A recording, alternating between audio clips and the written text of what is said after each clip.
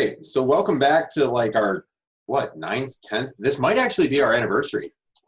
Not yet. Not yet? Oh, that's, okay, a couple more.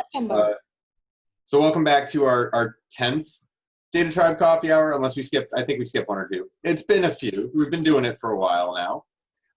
So this is a place where you can ask questions, get advice, help, and we also include presentations. So today we've got a presentation on security predicates. We'll get into that in just a few minutes, but we just wanted to lay out a couple of ground rules. So I'm sure everyone has seen this slide before, either that or maybe you dialed into the wrong Zoom. But this is your safe harbor slide. Make purchasing decisions based on currently available technologies. Some of us have seen a lot of what's coming up in the new release. Until it's in prod, it's not guaranteed. Next, overview and participation tips. I always forget to like clear this off. I'm using like a slide from like 10, 5 or 6 presentations ago. So feel free to ask questions in the chat. Use the little raise your hand button. If you're not talking, please stay on mute. And please share your cams if you're into that sort of thing. And when we do get to after the presentation and after Q&A related to the presentation, we will do open forum Q&A. And if you want to share your screen and show us what you're having trouble working with, that's great. But this session is being recorded. Don't show production data. Basically, make sure if your boss is sitting over your shoulder and knew that this was going on YouTube, that your boss would not be upset. That said, security predicates. I turned it over to our presenter. If I can find the button. Everyone, yeah. So I'll take over the screen then. I'll be sharing mine. Here we go. You want to give your intro? Tell us who you are. Yeah, definitely. So yeah, hi everyone. My name is Kevin Toomey. I work at a Paris office, and I'm happy to start and being a bit more active in the Einstein Analytics community. I've been working on Einstein Analytics now for over a year now, and I know it really well, and I'm trying to get to a champion level now for next fiscal year. So if that's right for you, I'll share my screen and get this presentation started. There we go. That's always the hardest part. We can all build amazing data flows and dashboards, but trying to get the webinar to not have us talk over each other or no technical difficulties, right? If it ain't Salesforce, I'm probably not very good at it. This is a beautiful slide, Kevin. Thanks very much. Just a template. Oh, look at that. Yep. All right.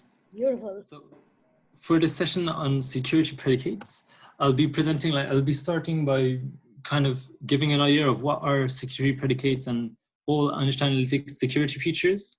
And then I'll deep dive into security predicates as such. And I've prepared a dev org with a dashboard and a data flow to get more in depth in how they work, how to implement them. And once we've done that, I'll give you a few tips and tricks as well to how to follow a few best practices to make your implementation as easy as possible. All right, so for data security in Einstein Analytics. So once you've given your permission, the Einstein Analytics permission sets to your users and they have access to Einstein Analytics, there are 2 levels of security that you can actually implement. The first one is app access. You can create Einstein Analytics applications in which you store all your data sets and your dashboards. And you can actually limit access to these applications to either the entire org, so everybody who has access to Einstein Analytics can see the components that are in these applications. But you can limit this also to a role level, a public group level, or the user level. Now, what we'll be really interested in during this session is the second level of security that you can put in place in Einstein Analytics, which is the role level security. So what you need to keep in mind here for Einstein Analytics is, Einstein Analytics is that it doesn't reproduce automatically the security configured in Salesforce. So here by default, if you have access to Einstein Analytics and if you have no configuration to set security restrictions, then you have access to all the data that is generated in your data sets. Right? But now to put in place these security predicates or this security restrictions, there are two main features that you can actually put in place. The first one and the main one for Einstein Analytics is security predicates, which I'll deep dive just in a second. And the other one is inheritance sharing. Inheritance sharing enables you to take the restrictions of a Salesforce object and actually push those restrictions onto Einstein Analytics.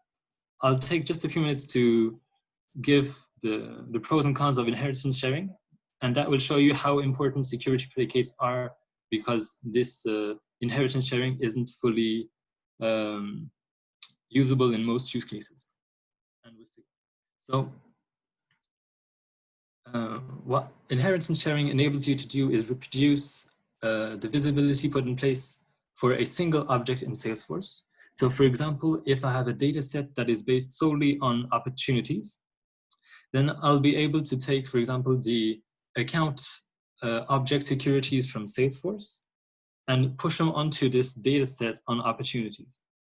This will enable me to have securities that are similar to the ones in Salesforce, but it won't be exactly the same because we're based on only one object. If on this data set of opportunities, I put on the restrictions of accounts, then the user that logs into this dashboard, if he has access in Salesforce to that account, he will be able to see that account in Einstein Analytics, but he will be also able to see all the opportunities that are linked to this account, which he doesn't always have access to in Salesforce itself. So that's something to keep in mind when you're thinking about inheritance sharing. There are two key points as well to know about inheritance sharing and its limitations. The first one is that you can only base and reproduce the visibility restrictions of one of five objects, which are account, case, contact, leads, and opportunities. The second limitation is that inheritance sharing only works for 3,000 dataset rows. So if you ever go over that limit, what happens is that your inheritance sharing feature is disabled and your security predicates kick in to make sure that you have your a security restriction that's still put in place. What if you don't have any? I'm sorry, I'm going to interrupt because I was just thinking, what if you don't have any security predicates in place? Then it's just open wide again, right? Open wide, yeah, right, exactly. Okay.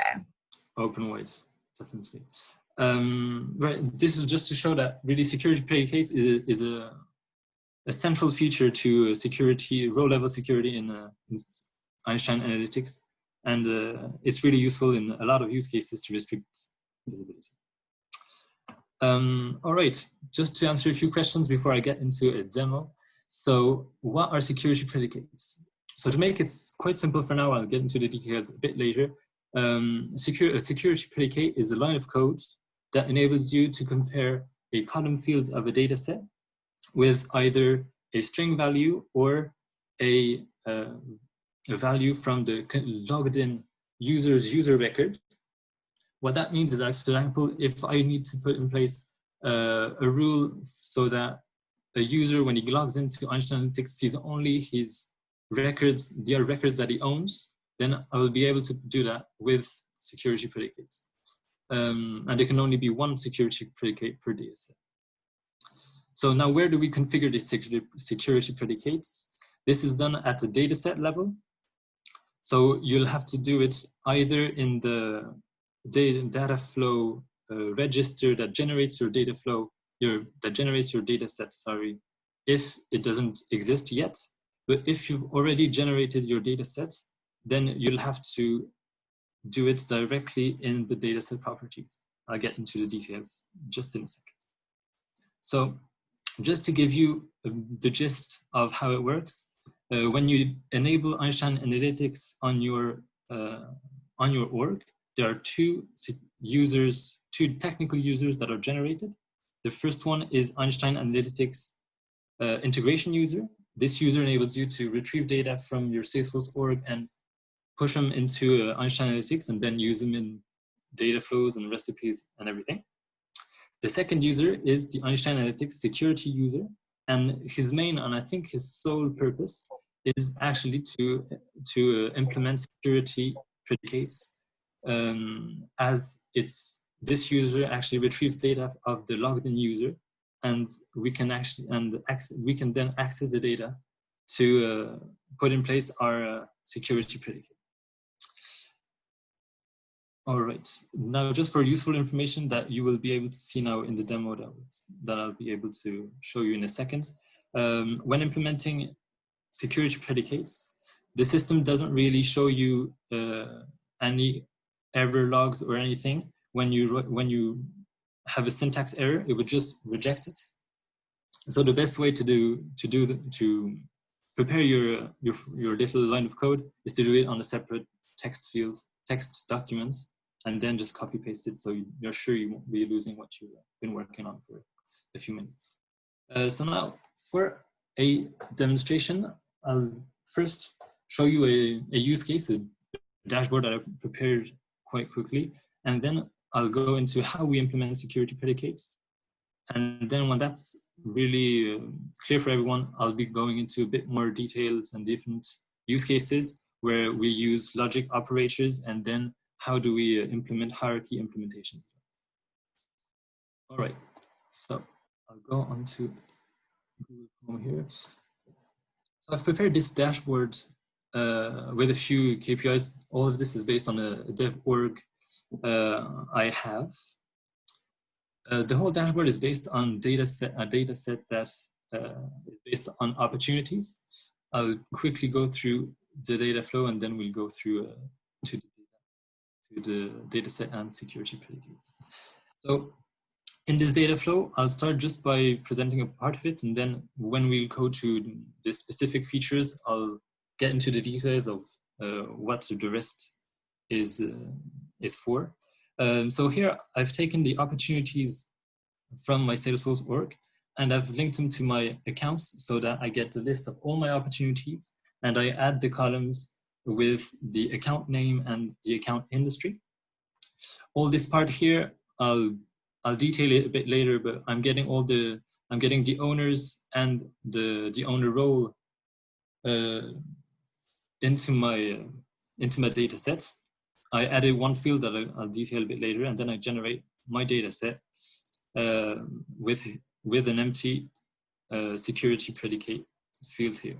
So just to give you a bit more info on this field here, this field is actually really useful when you generate for the first time your data set and you want a security predicate to be in place at creation. Then this is where you'll want to do it. You'll have to write your predicate line here, and it will be pushed into the data set just after. But if you've already run it with this field empty, as I just did earlier today, then if I modify it now, it won't actually modify the security predicate at the data set level. If, for example, if I detail this, if I go to the data set as such, I went now, so in the data set properties. So in the data set properties, you can see at the bottom here that we have a security predicate field that is empty. So this is what I generated with my data flow with this empty security predicate field. But now if I chose to put a security predicate here and run the data flow, this field actually wouldn't be updated automatically. You have to modify it directly into your dataset properties. Okay, so just to start with a simple example of a security predicate, you can see here that I have a lot of different industries in my accounts, and for some use case, let's say I'll try and put myself in the place of someone who wants in the end to create a complex security predicate with hierarchies and everything, but I want to start it simple and then make it a bit more complex each time, all right?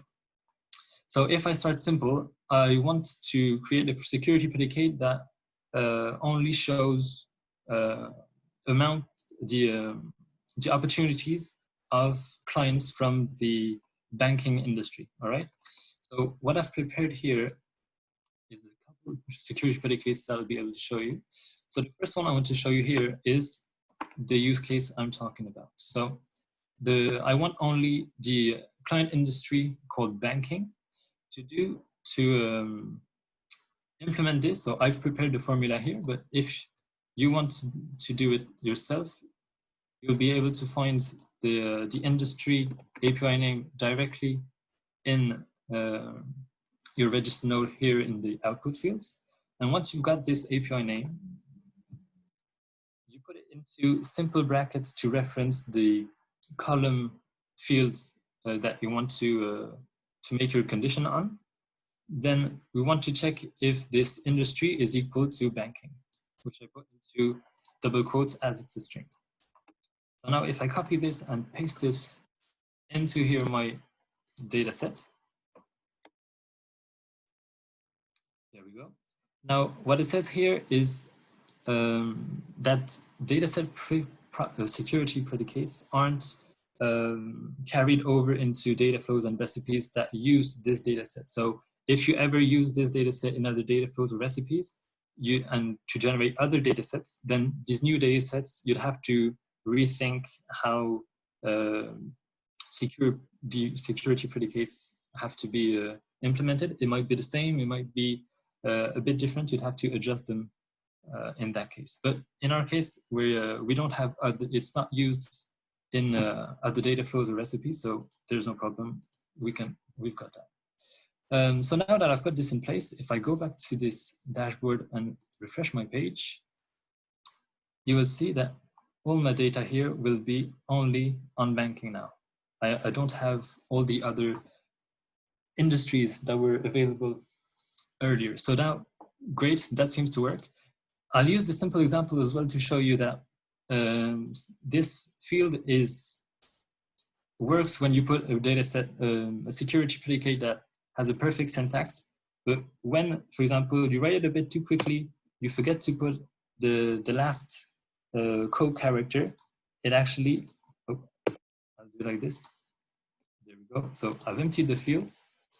I've put my new security predicates.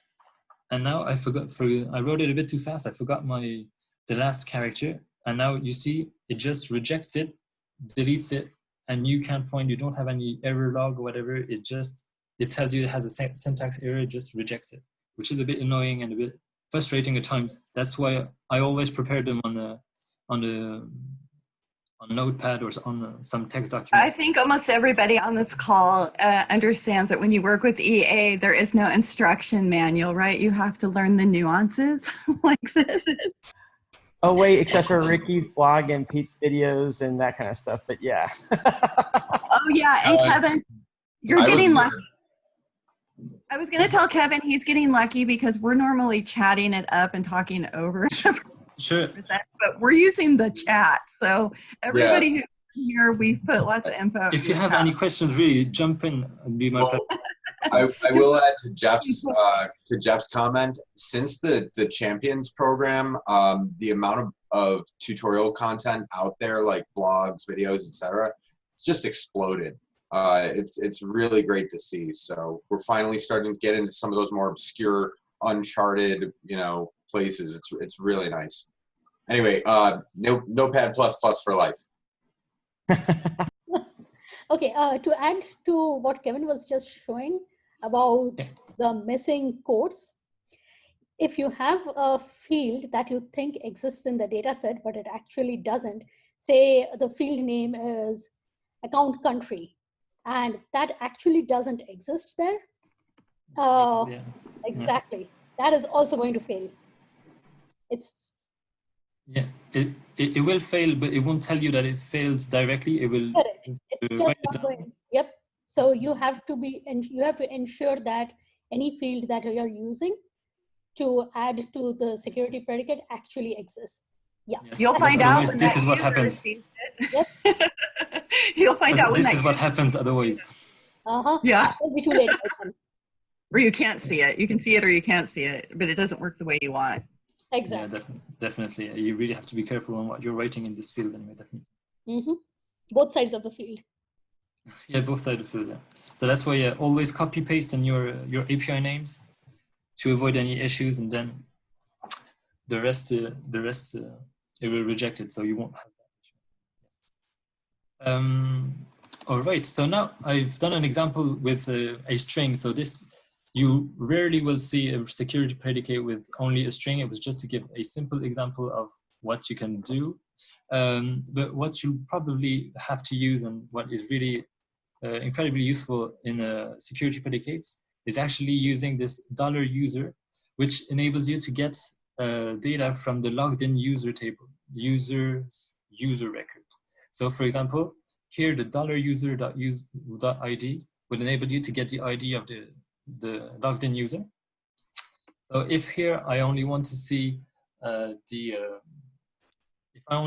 for example, when someone logs into Einstein Analytics, I only want him to see the opportunities that he owns, then I'll have to look at the owner ID of the opportunities and check if that is equal to the ID of the logged in user. So if I take this security predicate and I implement this one here, there we go. And if I go back to my dashboard where everything was missing, now you can only see data from Kevin Toomey, which is me. Perfect. So that's perfect. Now the next step I wanted to show you, and this time I'll go into something that, let's say, a bit more complicated.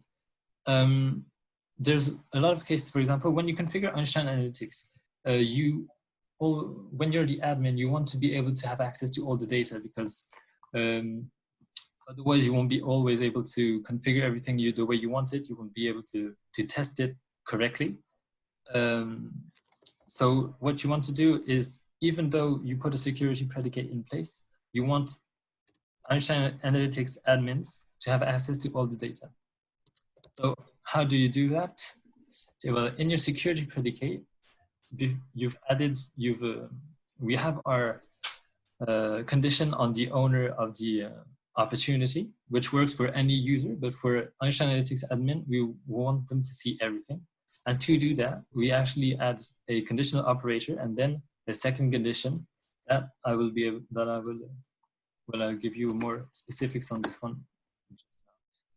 So there are a few ways to put this in place, but the thing you need is actually try to figure out what on the user record will tell you if the logged in user is a BI admin or not.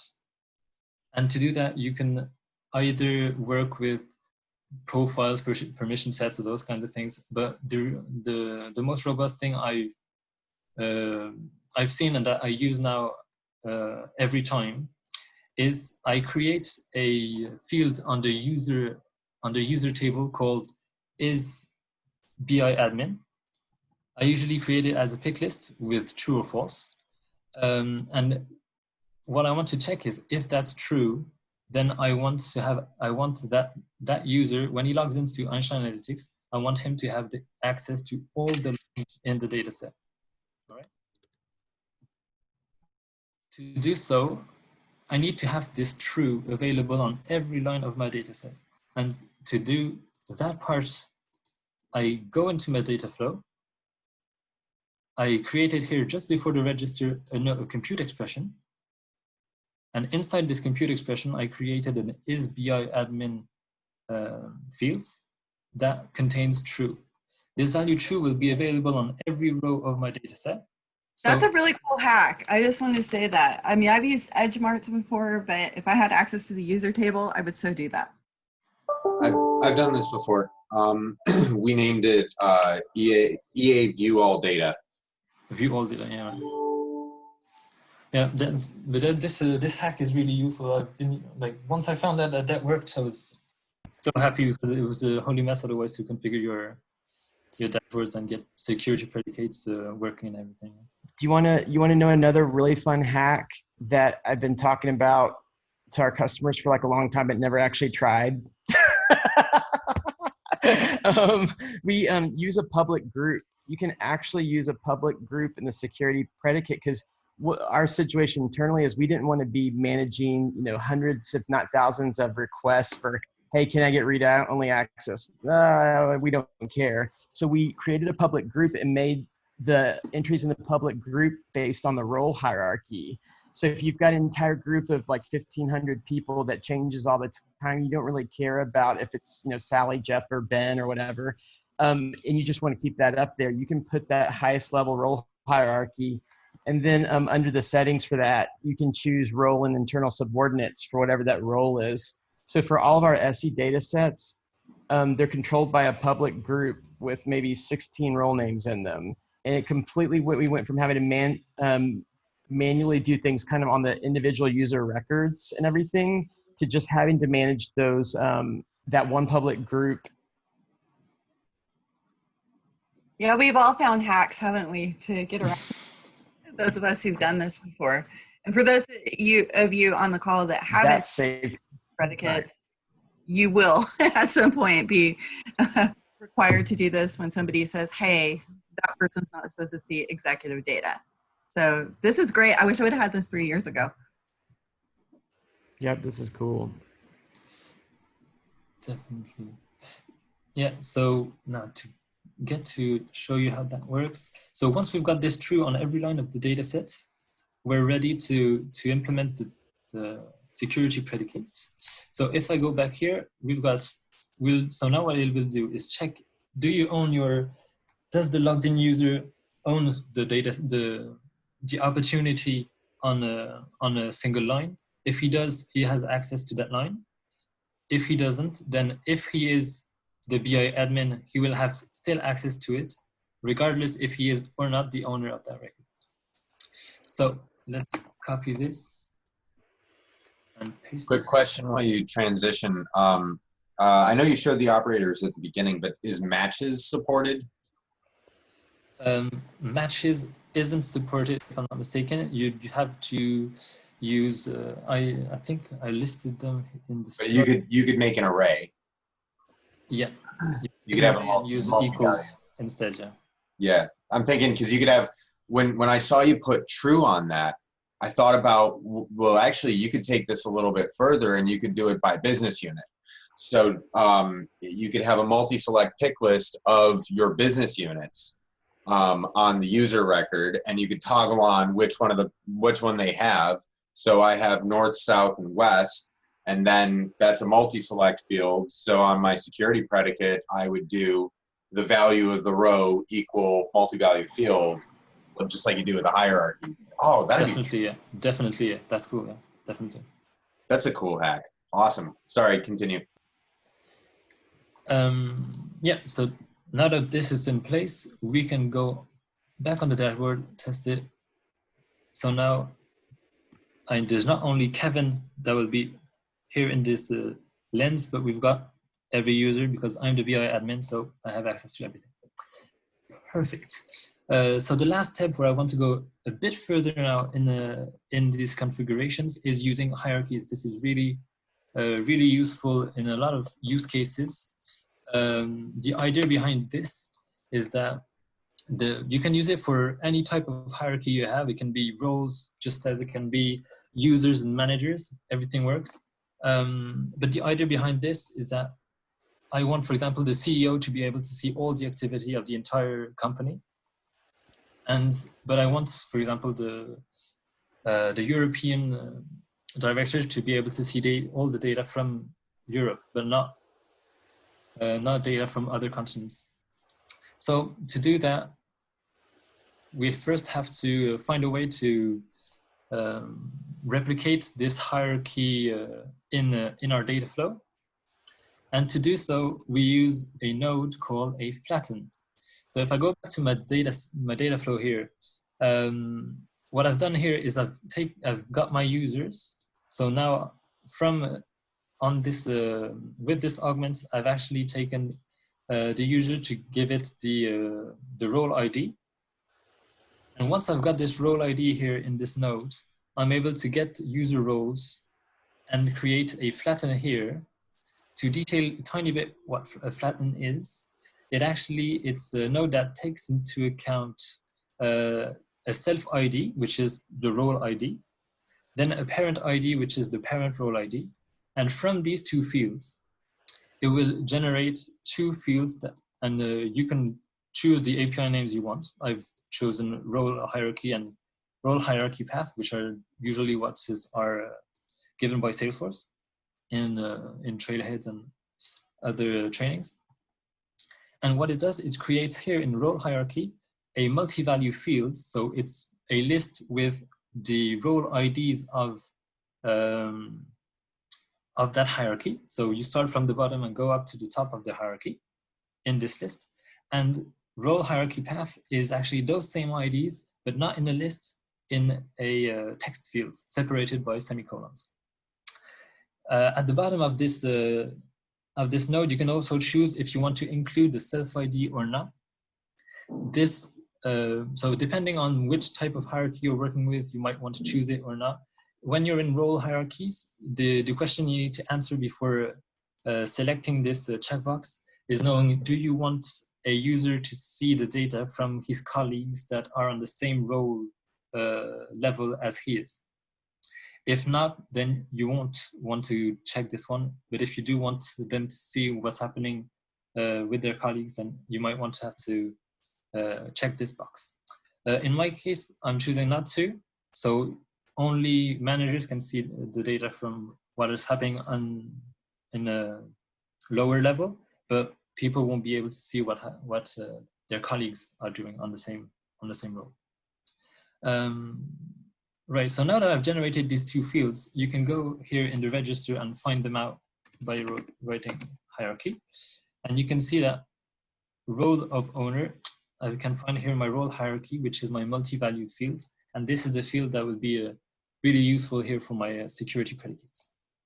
So if I go back to my formula, so what we've done here is we've checked if I'm the owner of the opportunity, then I can see it.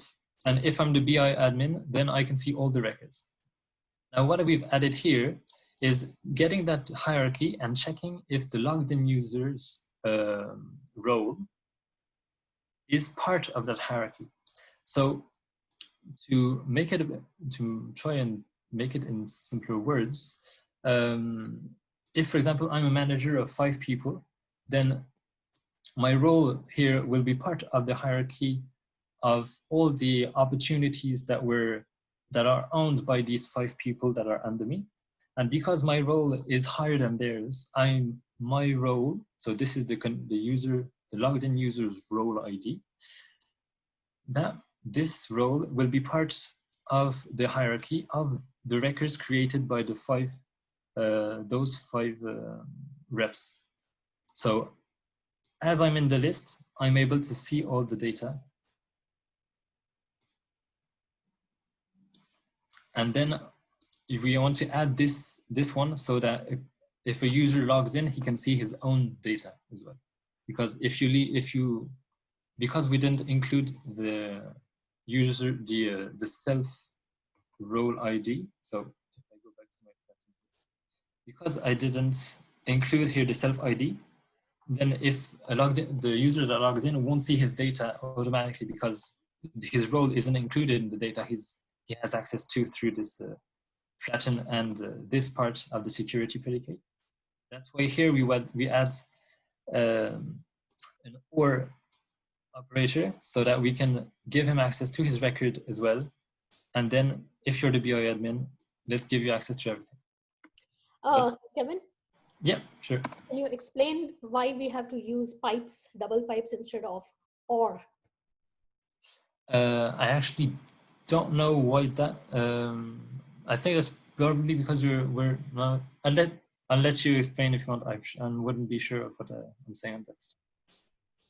It's just the product team's call. Instead of using the word values, we can only use the mathematical symbols for it. Yeah, it varies from place to place.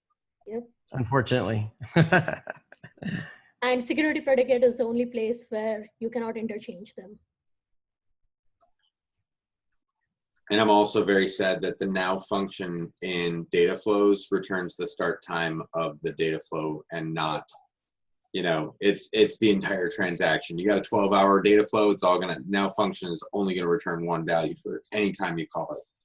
I can't figure out how to get random numbers in a data flow. It's driving me mad.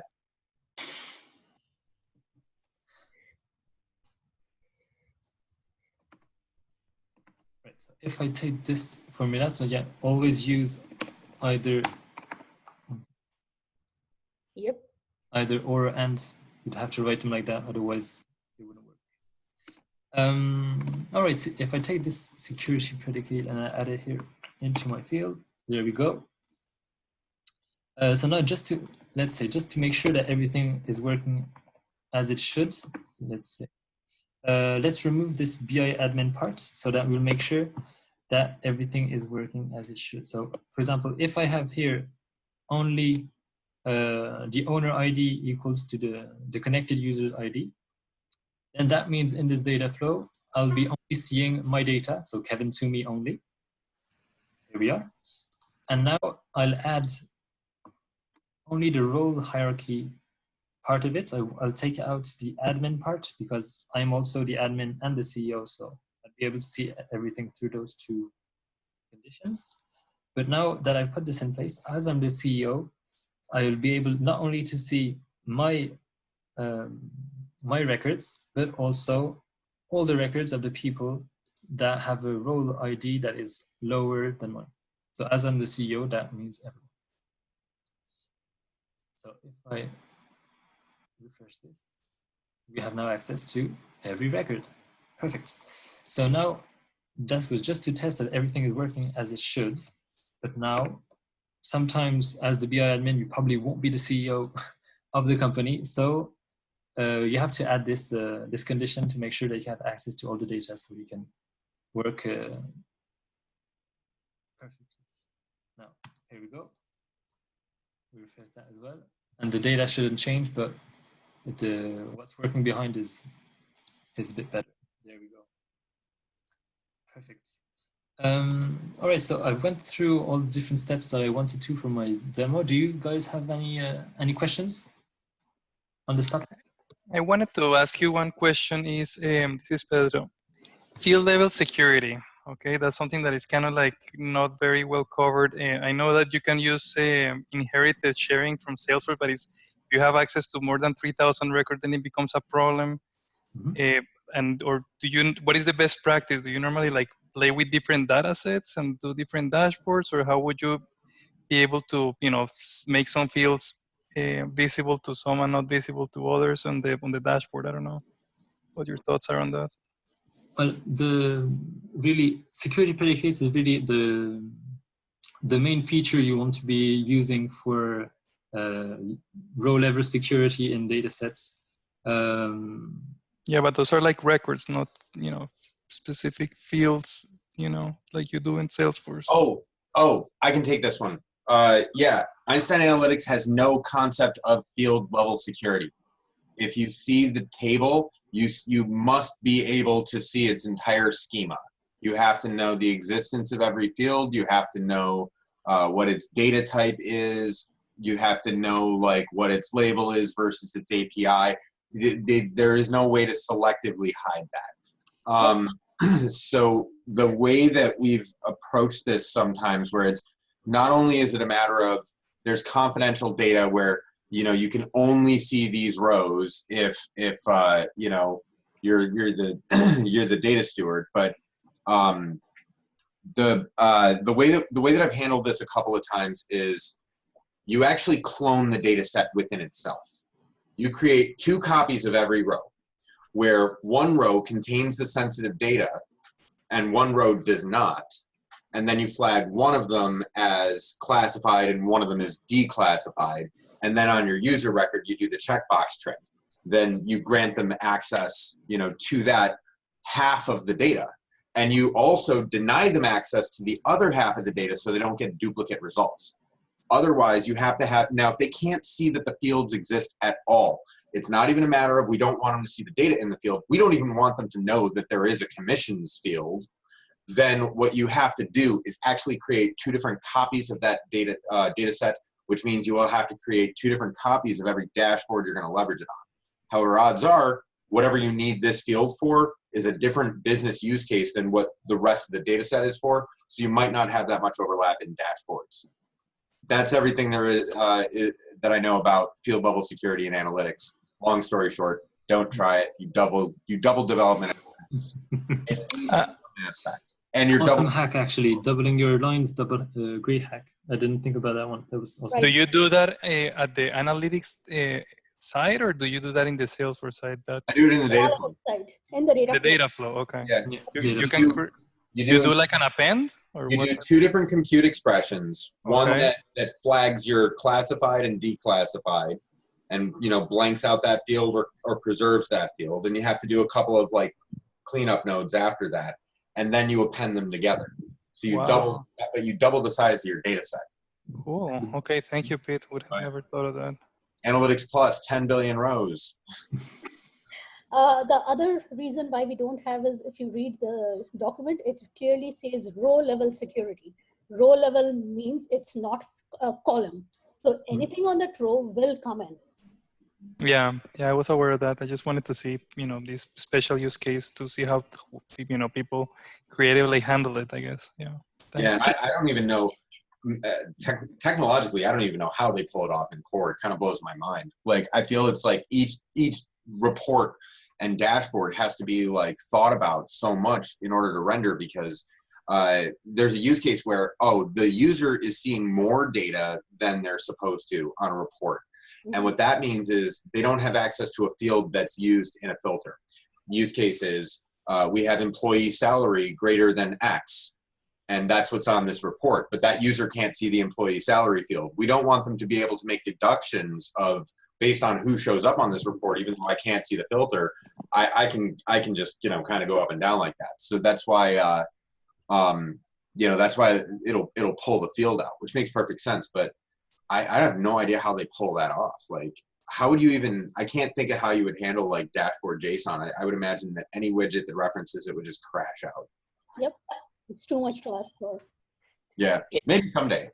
Someday. And isn't it the scenario where you can use slice transformation, create 2 data sets, one with the fields that you don't want to expose, and give selective access to these data sets? Yep. Different. Okay. I also do recommend with either scenario, even with the 2 data set scenario, you technically don't need a security predicate then, because you can use app level security at that point. But I advise still having a security predicate in place, because you wouldn't go through the trouble of splitting your data set, doubling your maintenance, and doubling your row cap if it wasn't super, super sensitive. So don't rely on app level security only. Okay, makes sense. Sorry, Kevin, back to you. Great, yeah, great hacks. Thanks. All right, so just to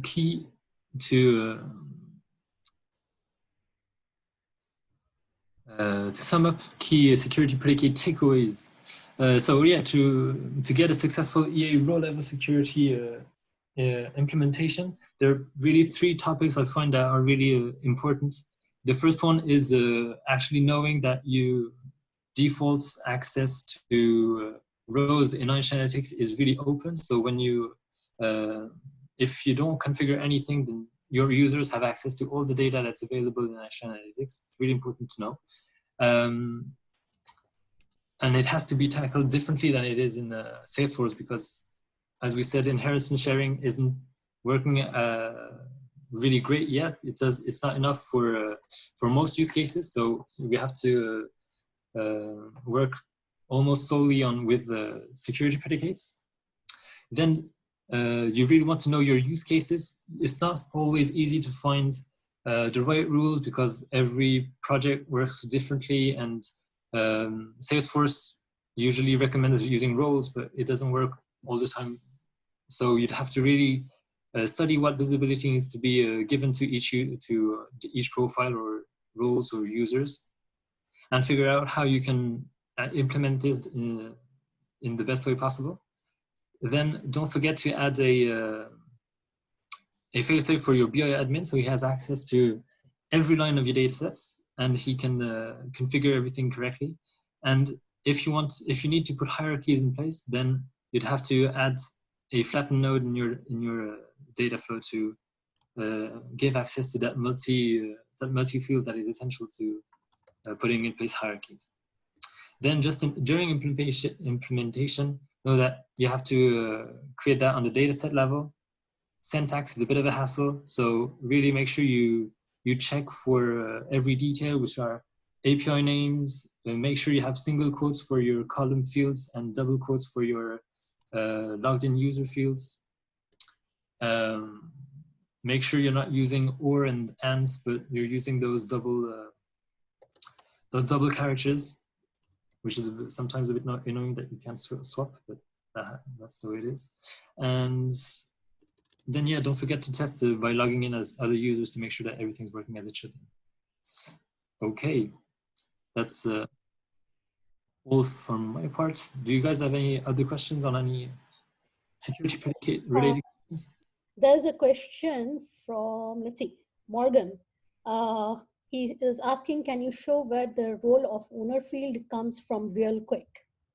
Which one, sorry? Role of owner? Yeah, no problem. Sorry, there we go. Right, yeah, so in this data flow, what I've done is, so from here, I've got my opportunities, I've linked to my accounts. Here, I've taken my users, I've created another hierarchy here, but I didn't spend time presenting it because it's a bit long and it's the same idea as what we've done here for the rows. So I've got my users, and from this user table, I actually added my, sorry, here we go, my user role ID. So now I've got the role ID of every owner on every opportunity. And I've given, and the relationship name of that augment here, I've named it owner of op. And because I used, sorry, there we go. This is the one, the role of owner, this is the one you were looking for. So here, once I've got that owner ID, I retrieved all the roles from the user roles from Salesforce, created my hierarchy, and then added it to the data set with role owner as the relationship name. So this is where the role of owner comes from. It's the relationship name of my augments. And then as I added the role hierarchy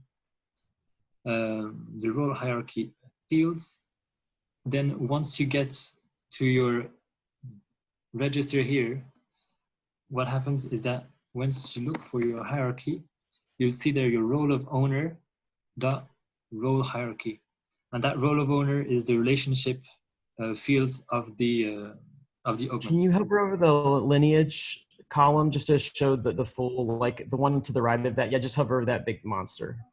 Yeah. Yeah, Morgan, I just wondered if was the question like which Salesforce object?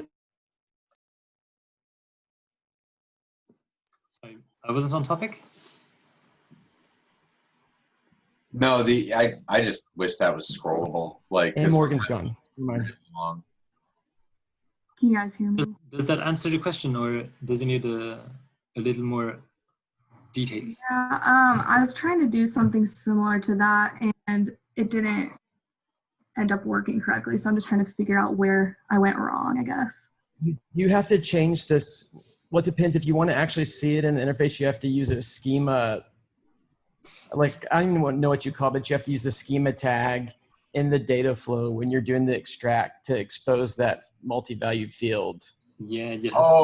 There's a snippet for it. If you you'd have to download the JSON here and add an is visible to those fields so you can see the data set.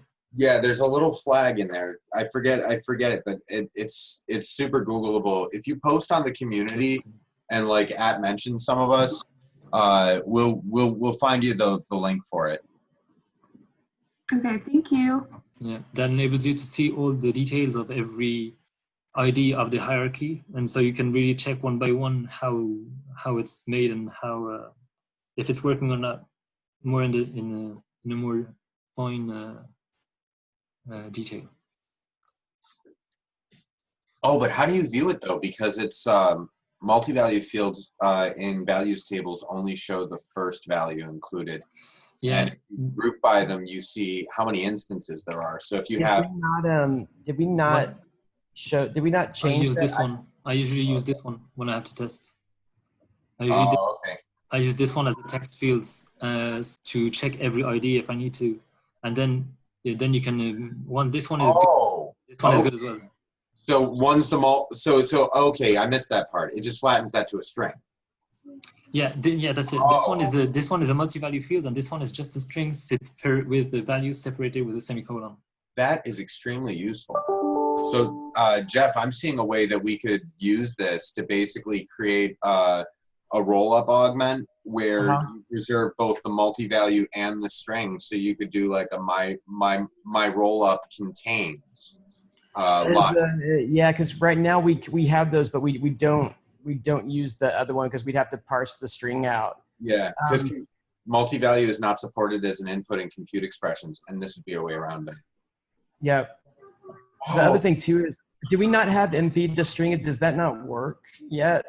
If it's not out already, it should be out in a release or two. Because let me go. I'll go double check. It's What's roadmapped. that? It is roadmapped, but I don't know for when. I think 228, but I'm not positive. Okay. Yeah, this is cool stuff. I'm excited. This is good. Like, I want to start building. Like, normally, I hate dealing with it. My answer is always so. I want to just echo some best practice advice about this. First, anytime your client says something to you like, "Oh, we've got hundreds of sharing rules," that's kind of a red flag. You know, there are advanced solutions you can do with creating mapping files, like manually curating these crazy mapping files and trying to find some way to automate that process to figure out the who's who of security. We've got links in the chat to things like Territory Management 2.0. I'm curious if you could just use the share table, like contact share, for example, because like why isn't that a thing? I don't know, maybe it is, and then do a reverse join on it, and you treat it like a multi-value. But always first, when you're first doing implementations, just tell the client, if you want to help to keep it in scale for a pilot, we're just going to assume that we're not doing security. Don't put any data in there that isn't safe to show on the quarterly slide deck that goes out to the entire company, and then it's fine. The only people who should see it will be the licensed pilot group, and it's not really that big of a risk. But, just make sure there's no sensitive data in there. And then the next step should be exploring app-level security. But the most important part of that is messaging what can bypass app-level security, which is modify all data permissions, analytics plus admin license. There's a number of ways that you can still, system and profile perms for view assets and users' private folders. There's a number of things that get around app-level security. So make sure that if you have any sensitive data whatsoever, app-level security is probably not robust enough. The best use case for app-level security is convenience and clutter. We'd rather marketing not see what finance is doing and vice versa.